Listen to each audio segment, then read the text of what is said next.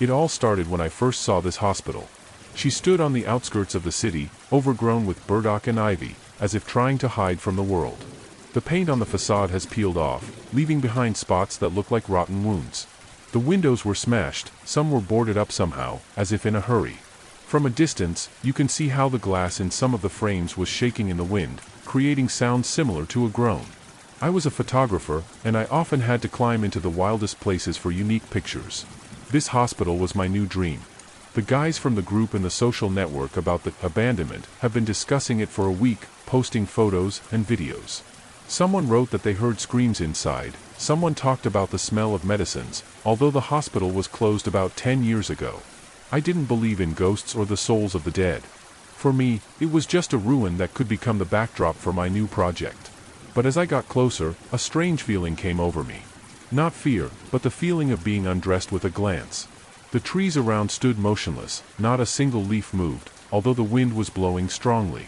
The ground beneath his feet was wet from the night dew, and his boots sank into the ground, leaving deep footprints. I noticed that the door to the main entrance was ajar, not much, but enough to get inside. It smelled musty and bitter inside, as if old books and rusty iron had been mixed. The floor was covered with a layer of dust, in which the traces of other curious people were imprinted. Someone had been here before me. The walls were stripped, and the wallpaper hung in tatters, exposing the concrete. There were water stains on the walls, which resembled the silhouettes of people. I found the first piece of paper in the hallway leading into the building. It was pinned to the wall with a rusty nail. The text was written in large letters, as if the author was in a hurry. "Don't come in here. It's too late." The paper was torn at the edges, but the letters remained clear. I took a picture of him, thinking it was someone's joke or an attempt to intimidate newbies. There was a faded sign down the hall that said, "Ward 3. The door was ajar, and through the crack, beds could be seen standing in a row. The beds were old, with springs that stuck out. The mattresses were rotten, covered with stains that I didn't want to look at too closely. There was a table in the corner of the room, littered with some papers. I came closer, looking at the notes. They were written in different handwriting, but they all repeated the same phrase: "They didn't leave. They're here." One of the notes was made in red marker, and the letters were almost smeared: "He hears you." I felt a chill run down my spine. It was stupid to be afraid of the notes left by one of the tourists. But for some reason, I couldn't bring myself to laugh about it. Thoughts flashed through my head: who wrote this? What for? Why here? Continuing my inspection, I found a staircase leading down. The lights in the hallway were blinking, but there was no light at all in the basement. I turned on the flashlight on my phone, pointing the beam forward. The walls here were damp, and drops of water dripped down, forming puddles on the floor. The smell became stronger, a mixture of mold and something metallic, like rust. At the end of the corridor, I saw a massive door with a rusty lock. It was ajar, and I heard a strange sound, like someone scratching metal. I got closer, and the sound stopped. There were shelves in the room, littered with boxes. I found another note on one of the boxes. It was written carefully, but with emphasis, as if the author wanted to be understood: "He is waiting. Don't go any further." I took a picture of her, feeling my hands start to shake. The deeper I went into the building, the stronger the feeling that I was being watched became. Sometimes I heard footsteps, but when I stopped, I realized it was just the wind sliding through the cracks in the walls. Sometimes it seemed to me that shadows were flickering in the corners, but these were just reflections of the light from my phone. I found a children's ward on the second floor. The cribs were small, with bars, but now they looked creepy, as if they were waiting for children to come back in them. There were flowers and the sun painted on one of the walls, but the colors had faded and the drawings looked like black spots. There was a toy bear cub covered with cobwebs in the corner of the ward. His eyes were black, without luster, but there was an emptiness in them that made me look away. I kept filming, but now every sound made me wince. I found an old file cabinet in one of the offices.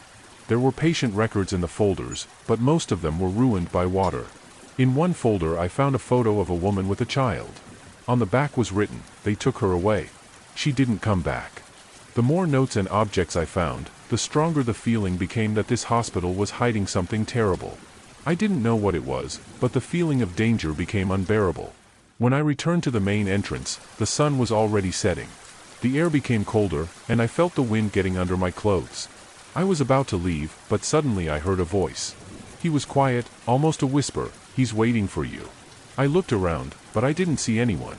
The voice disappeared as suddenly as it had appeared. I left, but thoughts wouldn't stop spinning in my head. What is hidden in this hospital? Who left these notes? And most importantly, who is he?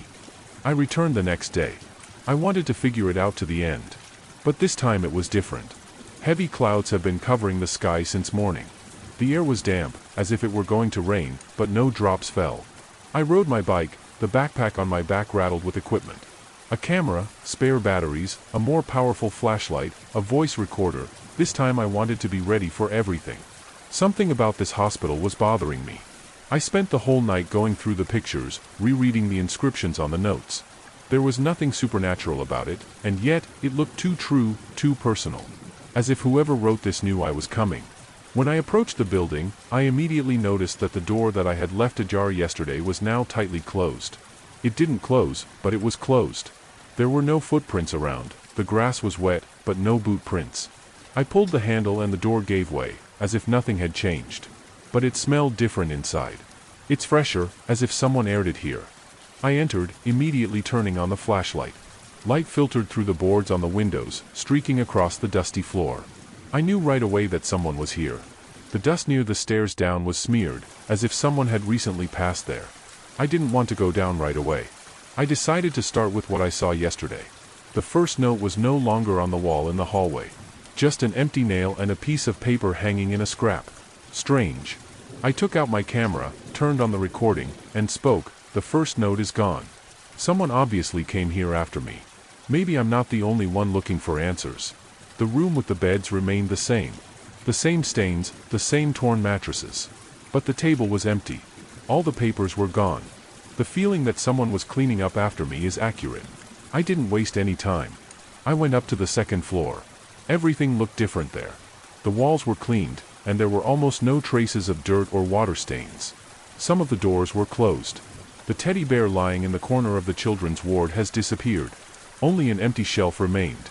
Someone obviously didn't just come here. They were working, cleaning, sorting, perhaps looking for the same thing as me. But why? What was he hoping to find? I headed for the basement. Where everything seemed abandoned yesterday, it was now. It's organized. The door behind which I heard the strange sound was taken off its hinges and leaned against the wall. Inside, instead of chaos, there is order. The boxes were neatly arranged, and there was a plastic card on one of them. It's not a bank card, it's like a pass. On the reverse side there is a barcode and initials. Nothing mystical, just the mundane, which was more frightening in this context. I took out a dictaphone. Obviously, someone returned to the building after it was closed. Perhaps former employees or researchers. Why are they doing all this is a question. But their actions are orderly. Someone wanted to erase the traces of what was here. There was a stack of photographs on the floor nearby. Old, faded ones. I went through them one by one. Medical staff, patients. Handwritten signatures. Block B, anesthesia, March 2006. The last photo is a general plan, taken, judging by the angle, from the stairs. The picture shows how an orderly takes someone out by the arms, and a masked doctor stands next to him. The signature was different. Withdraw before the end of the shift. March 1987 inch. One of the photos showed the same woman with a child as in the folder found yesterday. Only here she was smiling, dressed in a medical gown. She probably worked here. The caption read, Dr. Belia and daughter. I've memorized that name. I started putting the evidence together in my head, photos, notes, a plastic card, the order in the basement. The whole place no longer looked like just an abandoned building. It was like someone else's project. Someone methodically, step by step, tried to restore, reconstruct or, conversely, erase the past of this place. As I walked along the wall, I noticed something shiny in the gap between the boxes. I took a closer look, a metal badge, a medical emblem with engraved letters, City Clinic Number 4. That's the hospital. Suddenly, everything inside me tightened. I felt the smell, the same bitter and rusty one, but now it has become sharper. It's like fresh blood. I turned around. There was a figure standing in the aisle. It's human. It's not high. Dressed in a medical gown, her face is hidden in shadow. It took me a moment to realize if I was breathing. My heart started pounding in my chest, and I stepped back, barely holding the camera. I shouted, "Who are you? What are you doing here?" The figure was silent. She just stood there. Then she stepped aside and disappeared around the corner. I ran over there, and it was empty. Only the corridor leading deeper. I picked up the recorder, saying in a trembling voice, I saw someone. Not a ghost. A real person. Probably an employee. Or someone who considers himself one. I went on autopilot. I can't explain why. My inside screamed, go away. But something was pulling me forward. After a few doors, I went out into the old operating room. There is a table in the center, empty carts around, and tools covered with dust. But one of the lamps above the table was working. The light was dim, but clear. Where does the electricity come from? I came closer and saw, there was a folder on the table. New. The papers inside are fresh printouts. They talked about the restoration of the building. Reports. Signatures. And at the bottom of the page is a note, Rehabilitation Project, Object 27B. Below is a list of surnames, some crossed out, some circled with a red pen. Among them is Belia AI. I took a dictaphone out of my backpack at random. Unauthorized activity is taking place here. Someone restored part of the premises. There is a list of people. It looks like a secret project. Or something like an experiment. A rattle came from the speaker of the recorder. Intermittent, ragged. It was as if someone was trying to speak, but the sound was distorted. I turned it off, looked around, and there was no one there again. But now there was no sound. Not a drop of water, not a creak, not a breeze. Just a buzz in my head. I got out of the operating room and started climbing up to the 3rd floor, which I hadn't touched yesterday. The stairs creaked underfoot. Everything looked different here, cleaner. It's like people come here a lot. There was an evacuation plan on the wall, attached with new nails. 2 rooms are highlighted in red, the archive and the staff room. I went to the archive. The door was closed, but there was a key on the handle. Like in a bad movie. Inserted, turned, click, opened. Inside there were cabinets up to the ceiling. Folders, drawers, boxes. Everything is alphabetically arranged. I took the first one I saw. Again, photos, reports, and patient data. But there was also a list marked, evacuated. Not detected. Lost. There are printed portraits next to it. People, children, adults. Some of them have their eyes crossed out. I froze. It all looked like a database of the disappeared. Some of the names matched the notes I had already seen. But the scariest thing was that a printed photo was pasted on the last sheet. Taken, judging by the background, the day before. On the back is the signature, it's already inside. On time. I recoiled. At that moment, the door slammed behind him. I rushed to it, it was locked. The lights went out. Only the dim camera screen provided some light. I knocked, called, shouted, nothing. Then a red indicator light came on in the corner. Security camera. She turned around as if she was looking for me. I screamed, "Who the hell are you? What do you need?" The answer was a voice. Male, dry, from a speaker in the ceiling. "We've been watching. You're too close. It's time to finish." What did that mean? I did not know. But suddenly the light turned on again. The door opened. No one. I jumped out without turning around, ran through the corridors, through the stairs, stumbling until I reached the main entrance. It was open.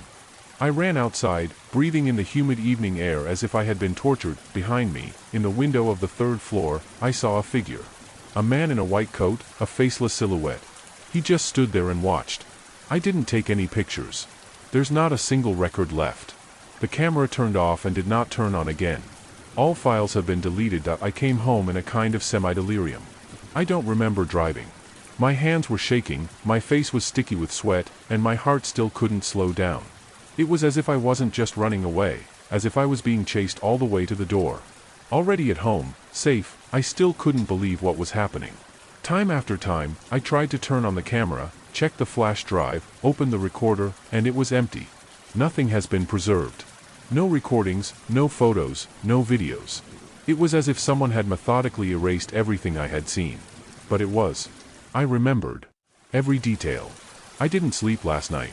He was sitting in the kitchen, staring into a mug of iced tea. I was browsing the internet, checking what was known about this hospital. Most of the links are old forums, rumors, and stories.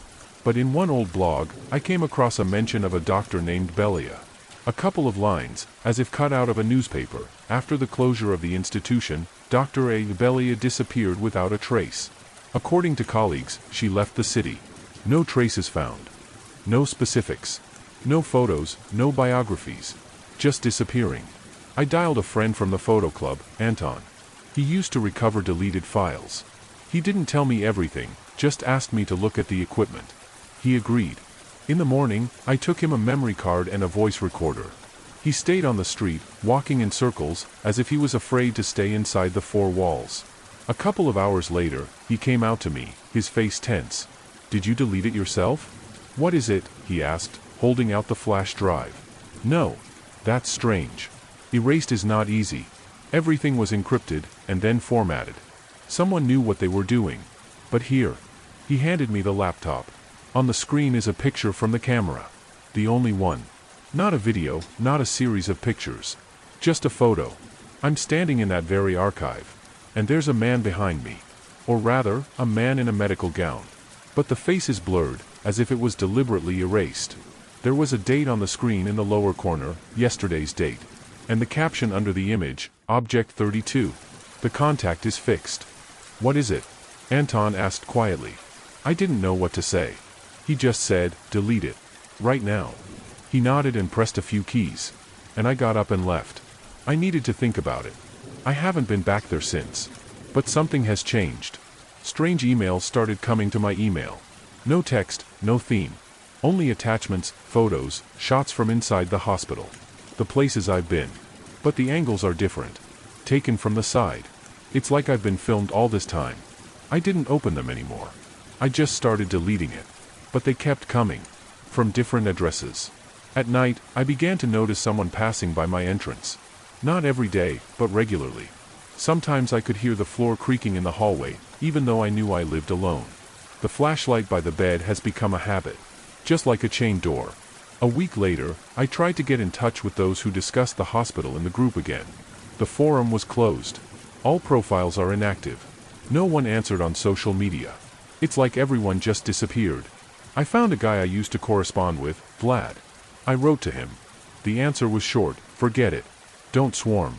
It's not for us." There was only one thought in my head: why? Why is this old hospital causing such a reaction? I started collecting everything I could. Newspaper clippings, old maps, archival records, rumors. It didn't come out much, but it was enough to put together a picture. Something really happened there after the closing. A few years later, they tried to sell the building, then abruptly withdrew it from the auction. Not a single demolition paper. No permissions. As if someone wanted it to just stand there. As a bait. Or like a cage. It was all eating me up from the inside out. At night, I woke up to the sound of footsteps, as if someone was walking on my floor. Sometimes the TV would turn on. Sometimes the wiring hummed. I wasn't going crazy, I knew for sure. It was like surveillance, only more intimate, internal. It was like someone was living in my space. Invisible. One day, when I woke up early in the morning, I found an envelope under the door. Without a signature. There's a photo inside. The same woman, Dr. Belia, in full height, with her daughter. On the back is a handwritten text: "They didn't leave. They just changed their shape." There was no signature. I stood with this photo in my hands, not knowing what to do. I wanted to tear it up, burn it, but my hands wouldn't come up. After that, I started noticing other oddities. There were booklets of private clinics in the mailbox, all with old logos, as if they had been gone for a long time. On one of the stands in the mall, I saw a flyer among the ads: recruitment. Rehabilitation Center. City Clinic number 4. Call the number, but the number was erased. I tore off the leaflet and turned around. Someone was watching. A man in a gray hooded jacket. He stood motionless. I went straight to him, but he turned around and walked into the crowd. I haven't been able to find anyone since. Sometimes it seemed to me that it was all just a trick of the mind. My brain couldn't stand it, I imagined it. But then I remembered, my photo is in the archive. Before I took this shot myself. Someone knew I was coming. Someone wrote me into a story that had been going on long before I appeared. 2 months have passed. I moved out. To another neighborhood, away from everything. New address, new phone number. I haven't told anyone where I live. But one night, as I was looking out the window, a van pulled into my yard. White, unmarked. A man came out of it. Tall, in dark clothes. He stood for a moment looking out the window. Then he got back in and drove away. A day later, I found the letter again. Without a signature. Inside there are only 3 words on a piece of paper. You're still inside. I sat in the kitchen with this note until the morning, looking at it as if it were a verdict. You're still inside. 3 words, but they cut deeper than anything I had experienced in that hospital. There was no doubt that someone was watching me. Not mysticism. Not nonsense.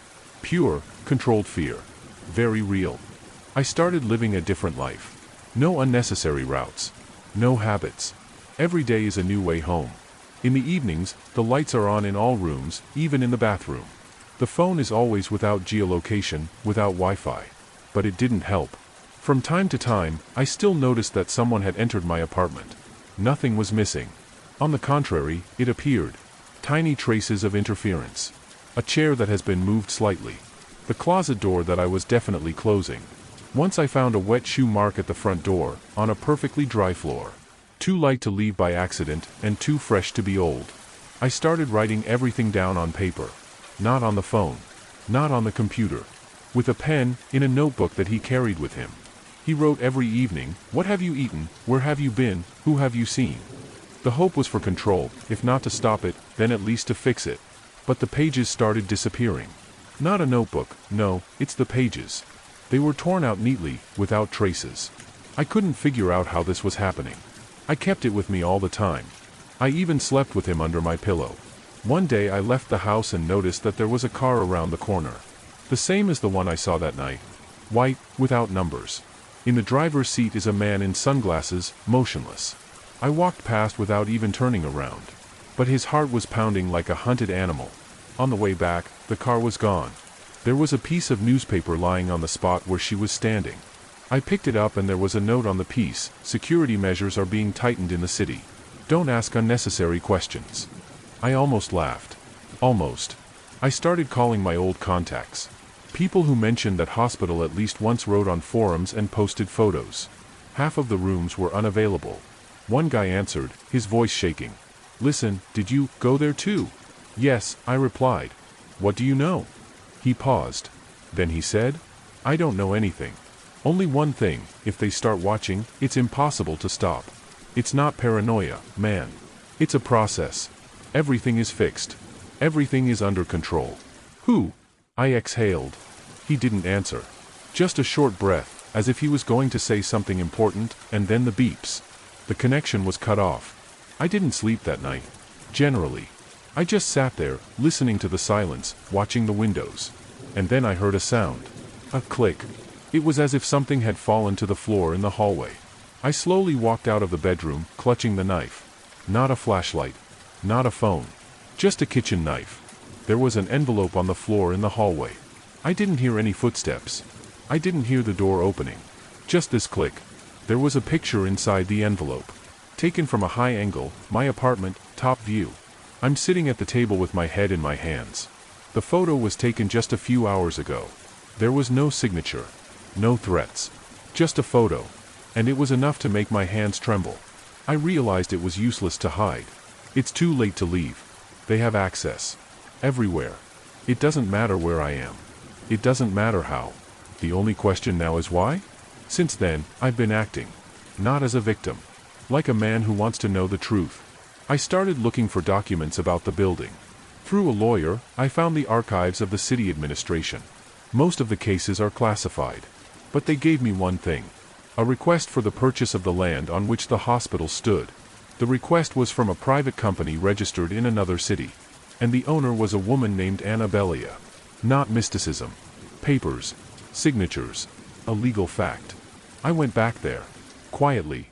At night. With a different entrance. In a black jacket, hood, with a new camera, without a network connection. The building was closed, but the lights were on inside. On the second floor, the windows were covered with film, but electric lighting filtered through the crack. I made my way through the backyard, through the broken window to the basement. Everything was different there. No more dust marks, no more boxes. Clean walls, scrubbed floors. It's just like in a work facility. But without people. I walked down the hallway, hearing only my own footsteps. At some point, I noticed the camera. She was pointing in my direction, but she wasn't moving. I didn't follow. Just fixed it. Next is the stairs. I got up. There was a corridor with 2 closed doors. One of them has a sign, administration. I pushed, it's open. Inside there is a desk, a computer, a shelf with folders. No personal items. Just the folder with the reports. I opened it. Inside there are documents for the restoration of the building, licenses, signatures, stamps. All in the name of Belia. And at the very end there is a sheet without a cap, without registration. Just a list of names. Many are crossed out. My last name is among the remaining ones. The door slammed shut behind me. I didn't scream. He came over. I tried to open it, but it was locked. Again. It's just like last time. The screen on the wall lit up. White background, black letters. Mute. Text. Everything is fixed. Accepted. You're aware. And nothing else. The lights went out. Only the light from the screen. I stood there, trying to breathe calmly. A minute later, the door opened.